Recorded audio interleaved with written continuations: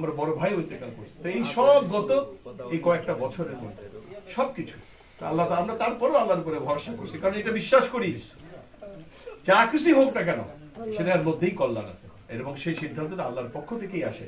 দুনিয়া আল্লাহ যদি না চান তাহলে আমার বাবার 1 সেকেন্ডের হায়াত ওর থেকে বেশি ছিল না, ওই হায়াত আর ওই পর্যন্ত নির্ধারিত ছিল, এরপরই তিনি দুনিয়া থেকে চলে গেছেন। এই জন্য আল্লাহর উপরে ভরসা রাখতে হবে, যে কোনো পরিস্থিতিতে কোনো ব্যক্তি, কোনো শক্তি, কোনো দল, কোনো নেতা, কোনো কর্মী কারো মুখাপেক্ষি হওয়া যাবে না। মুখাপেক্ষি হইতে হবে একমাত্র আল্লাহ। আল্লাহর মুখাপেক্ষি যদি হইতে পারে, আল্লাহ আমাদের সমস্ত কষ্ট, ব্যথা, বেদনা, অর্থনৈতিক সমস্যা আল্লাহ তাআলা সব দূর করে দেবেন।